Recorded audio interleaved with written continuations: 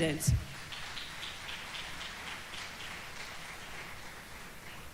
Thank you so much, Mr. President. Thank you.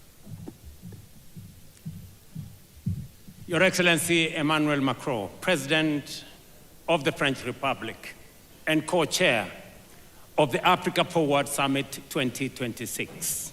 Excellencies, heads of state and government, honorable ministers, captains of industry, distinguished delegates, ladies and gentlemen.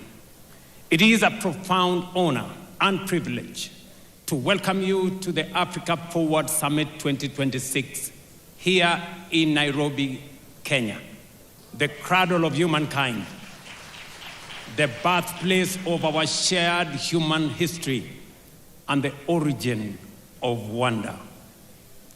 Wherever you come from, you are not merely visiting. You are returning to the very beginnings of humanity. And so, with warmth, friendship, and pride, I say to you all, welcome home. Bienvenue chez vous, karibuni nyumbani. Welcome home. We gather, ladies and gentlemen, at a profound, consequential moment in global affairs.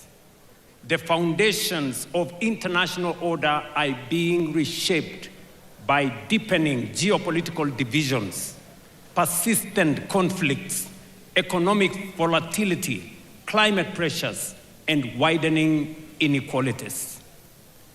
Long-standing assumptions about global stability, cooperation, and prosperity are being tested as never before. At the same time, shifting centers of influence, changing trade alignments, and the reconfiguration of global supply chains are redefining the architecture of the world economy itself. Yet, in moments such as this, fragmentation cannot be the answer, nor isolation the strategy. The times before us demand stronger cooperation, renewed multilateralism, and partnerships grounded not on hierarchy, but in sovereign equality, mutual respect, and shared responsibility. It is not how we do it. It is in that spirit that we convene this summit, grounded in our shared conviction that enduring partnerships must not be built on dependency, but on sovereign equality, not on aid or charity, but on mutually beneficial investments, and not on extraction or exploitation, but on win-win engagements. Excellencies, ladies and gentlemen, Africa and France have a unique opportunity to forge a forward-looking partnership that delivers shared progress while advancing Africa's long-term economic transformation. Africa approaches this summit not from the margins of global affairs, but as a strategic actor in its own right, endowed with vast natural resources, expanding markets, and one of the greatest reservoirs of youthful talent and innovation anywhere in the world today. We all know by the year 2050, 1 in every 4 people on earth will be African. That reality alone will shape the future of labor, will shape the future of markets, urbanization, energy demand, and global economic growth. Over the course of this summit, our deliberations will focus on priorities fundamental to Africa's development trajectory and long-term prosperity. Among them, domestic mobilization of resources for Africa's development at scale, reforms of the international financial architecture, development of transport, logistics, and connectivity infrastructure, energy transition, and green industrialization, and of course, youth skills development to foster creativity, innovation, entrepreneurship, and AI-driven transformation. First, we must confront with honesty and urgency the question of how Africa finances its own transformation. The era in which Africa's development was principally framed through aid, dependency, and unsustainable borrowing must give way to a new paradigm grounded in investment, innovation, domestic resource mobilization, and strategic partnerships built on sovereign equality and mutual benefit. Because Africa is not part of the global problem, Africa is in fact the solution to the global challenges that exist today, including those of Africa. Our continent possesses vast natural resources, critical minerals, fertile land, immense renewable energy potential, expanding consumer markets, dynamic entrepreneurs, and the youngest population in the world. What Africa requires today, friends, is not charity, but investments, not extraction, but value creation, not dependency, but mutually beneficial partnerships capable of unlocking shared prosperity. That is the essence of the Africa Forward Summit. It is about recalibrating Africa's place in the global order. It is about redefining engagements with Africa, including with long-standing partners such as France, away from outdated models of aid and asymmetrical dependency towards a framework anchored on investment, enterprise, innovation, industrialization, and mutually beneficial cooperation. And we are very clear about this. The current international financial system remains structurally unequal. African countries continue to face disproportionately high borrowing costs, constrained access to concessional financing, and distorted risk perceptions that are frequently disconnected from economic realities that exist in this continent. The bias embedded within global credit rating systems continue to penalize African economies, increase the cost of capital, and discourage long-term investment into productive sectors. This imbalance is neither sustainable nor just. It is one of the principal constraints on Africa's ability to finance infrastructure, industrialization, climate adaptation, and economic transformation at the scale that is required.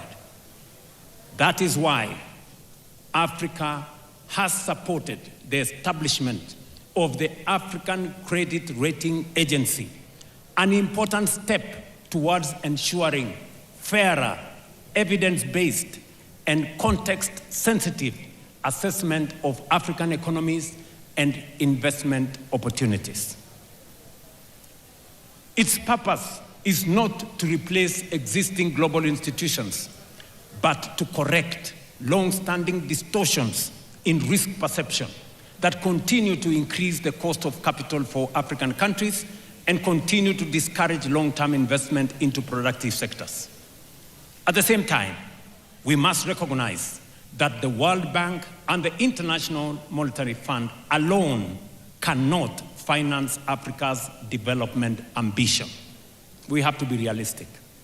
Even as reform efforts continue, the scale of Africa's transformation requires us to rethink the sources, structures, and instruments of development finance itself. Africa must increasingly finance Africa. Let me repeat that. Africa must increasingly finance Africa.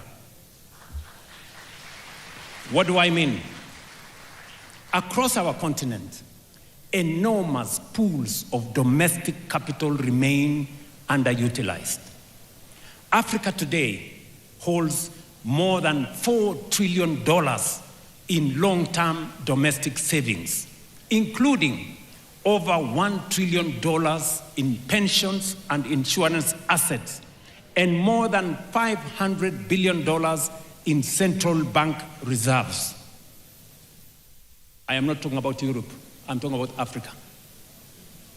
Yet, paradoxically, while this capital exists within African economies, governments across our continent continue to struggle to finance critical infrastructure, transport corridors, energy systems, industrial parks, logistics networks, and even affordable housing. There is capital in Africa, but Africa's development projects remain starved of financing. The issue, therefore, is not liquidity. It is risk architecture. That is why Africa is laying the foundation of a stronger, more resilient, and more self-sustaining financial architecture. Kenya, therefore, reaffirms its very strong support for the Alliance of African Multilateral Financial Institutions as a strategic platform for coordinating capital mobilization, risk sharing, and project execution across our continent. You remember, colleagues, that we did endorse at the last AU summit the Alliance of African Multilateral Institutions, starting with the World Bank and all the other institutions. Through institutions such as the Africa Development Bank, Africa Export-Import Bank, or Afrexim Bank, Africa Finance Corporation, the Trade and Development Bank, Shelter Afrique Development Bank, Africa 50, and Africa Trade and Investment Development Insurance, Africa is steadily strengthening its capacity to finance infrastructure, industrialization, trade, housing, climate resilience, and economic transformation. These institutions are more than financial intermediaries. They are instruments of African agency, strategic sovereignty, and collective self-determination. Friends, we must believe in ourselves. That is why we strongly support the recapitalization of African Trade and Investment Development Insurance as a critical pillar of the new Africa Financial Architecture for Development. And I must thank the President of the Africa Development Bank, who is right here with us, for spearheading this effort together with all the other multilateral institutions. This is because Africa does not need more fragmented institutions. Africa needs coordinated financial firepower capable of financing infrastructure, industrialization, trade corridors, and energy transformation in our continent on our terms.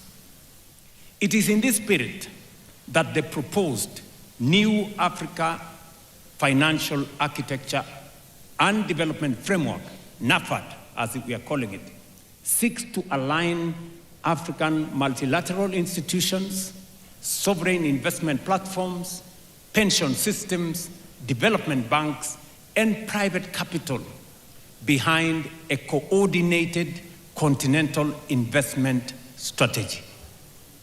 Its objective is simple but transformative: to retain more African savings within Africa and channel them into productive, bankable, and transformative sectors of our economy. NAFAD is designed to unlock long-term domestic institutional capital by creating credible project pipelines, harmonizing investment frameworks, strengthening regional capital markets, and establishing mechanisms that de-risk strategic public investments. By lowering risk and risk perception and improving project preparation, African pensions and insurance funds will be better positioned to invest confidently in infrastructure, industrialization, energy, housing, and regional connectivity projects across our continent. And by the way, I am still talking about resources that are African, our own resources.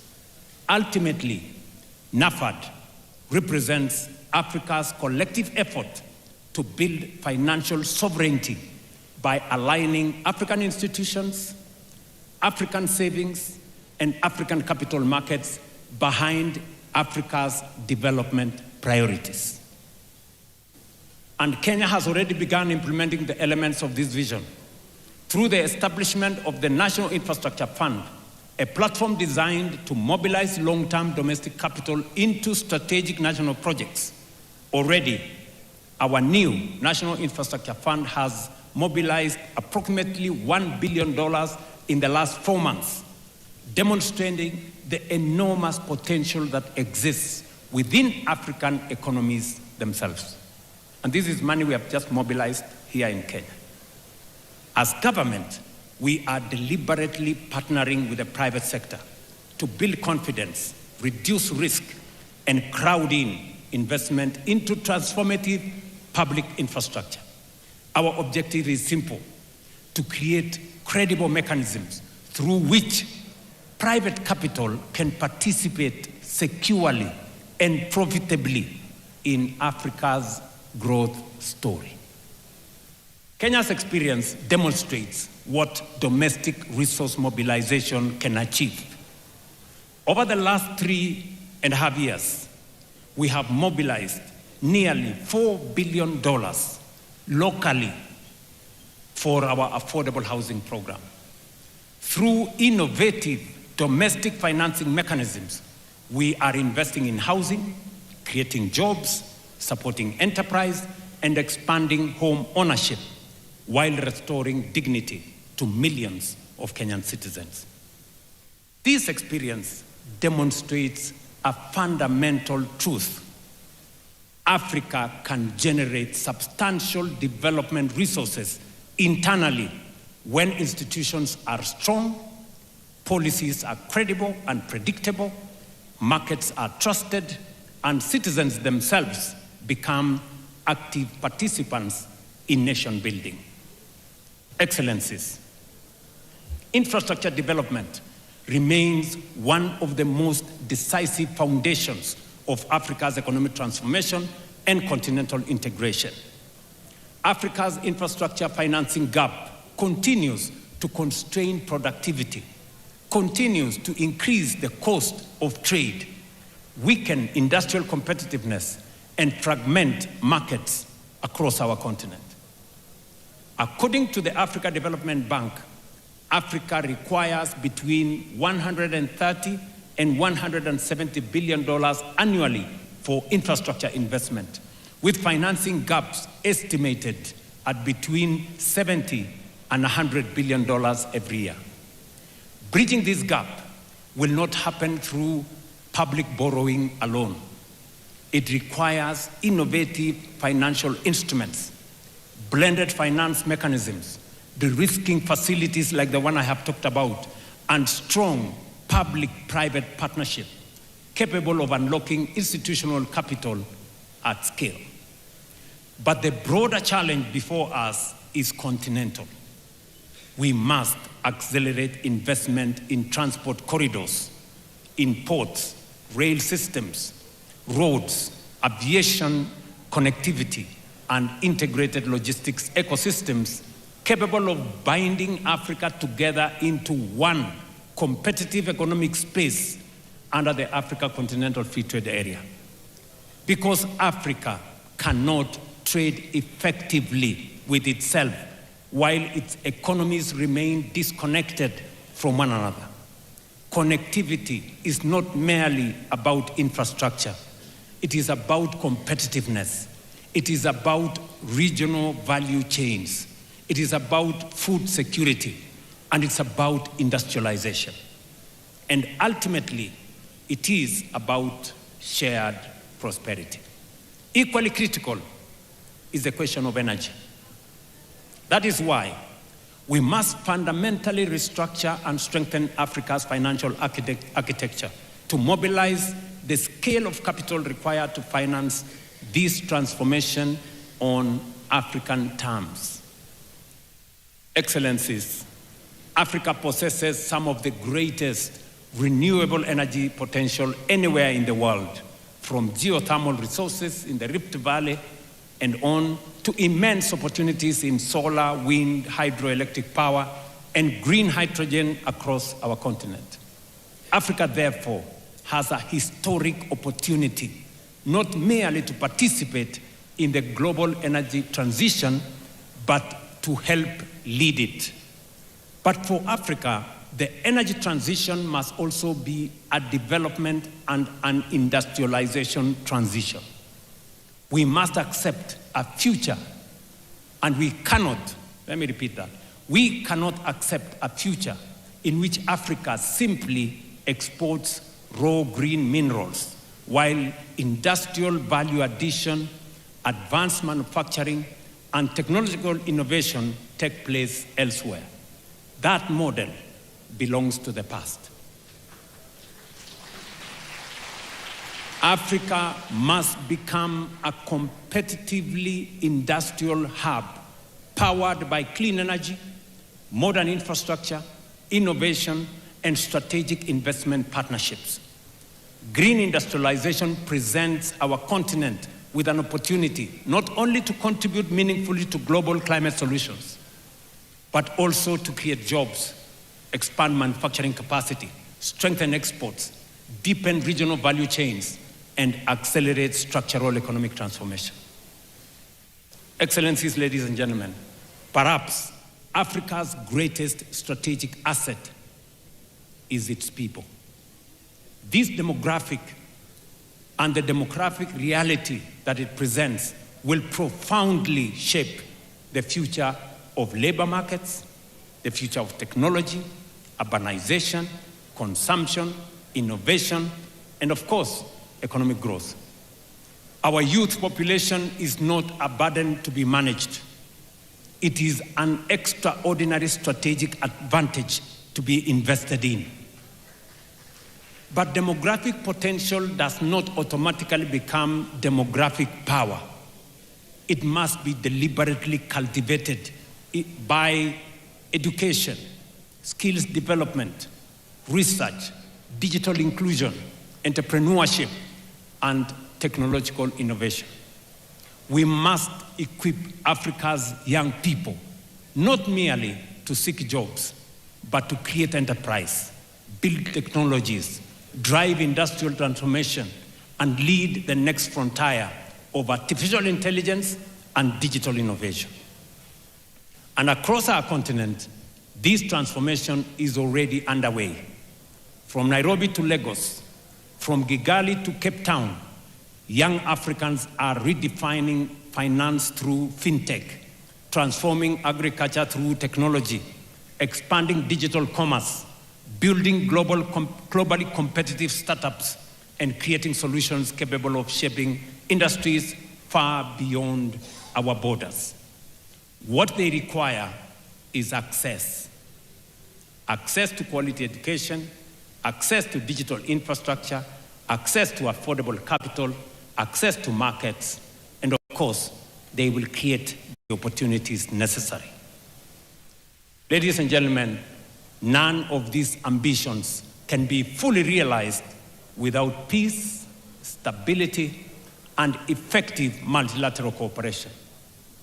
Peace, security, and development remain inseparable foundations of sustainable progress.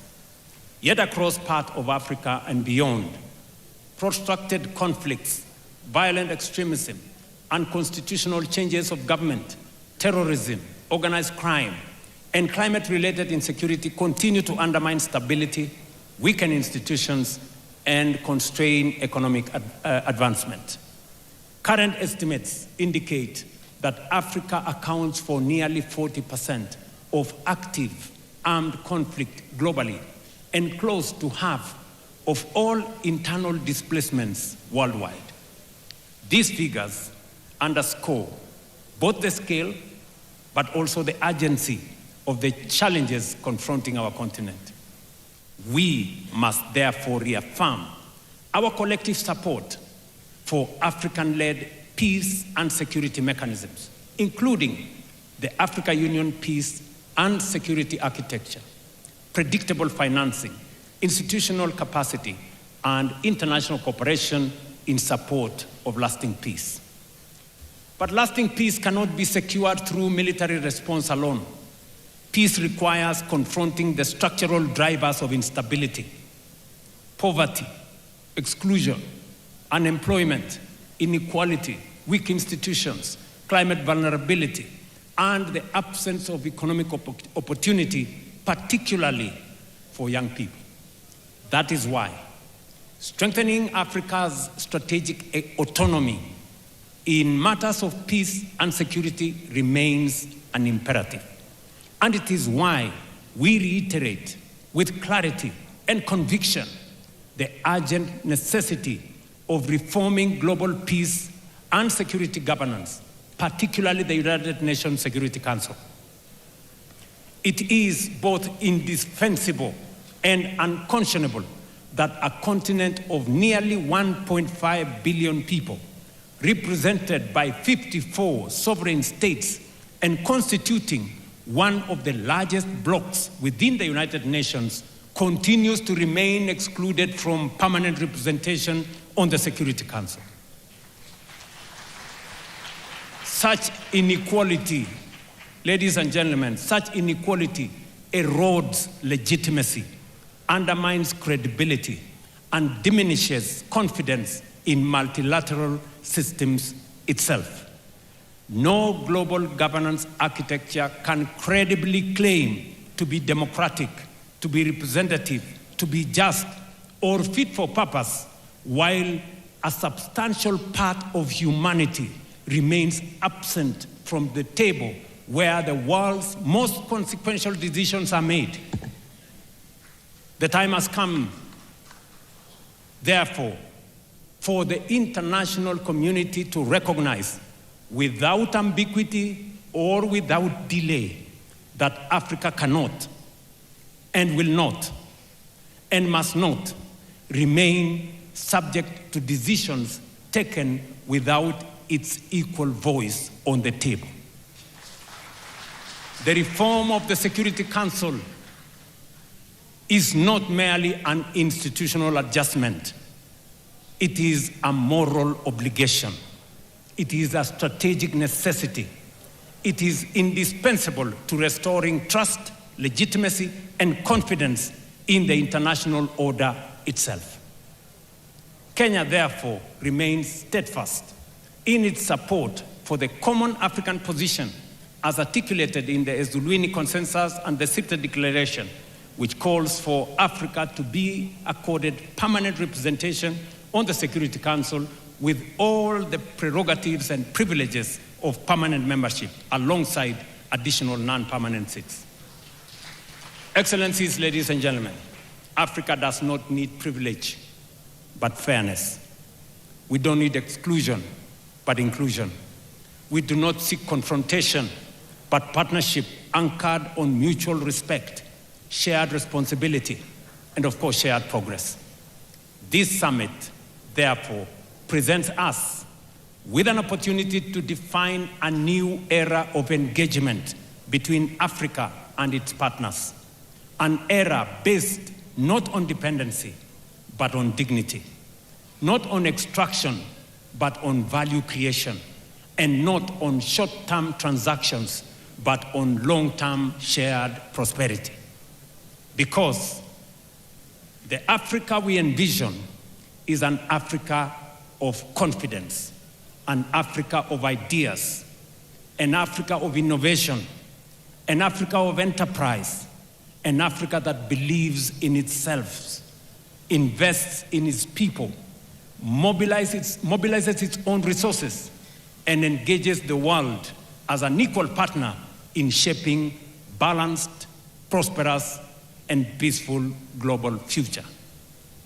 Africa is rising, determined to shape its own destiny, and increasingly prepared to shape the future of the world itself. That is the Africa Forward agenda. An agenda grounded not on dependency, but in sovereignty. Not in vulnerability, but in resilience. And not in limitation, but in possibility. That is the Africa whose time has come. Excellencies, ladies and gentlemen, Kenya is deeply honored to co-host this summit here in Nairobi. We look forward to productive deliberations, practical outcomes, and enduring partnerships capable of advancing prosperity, stability, dignity, and shared progress for our people and for future generations. I thank you for your kind attention. Thank you very much.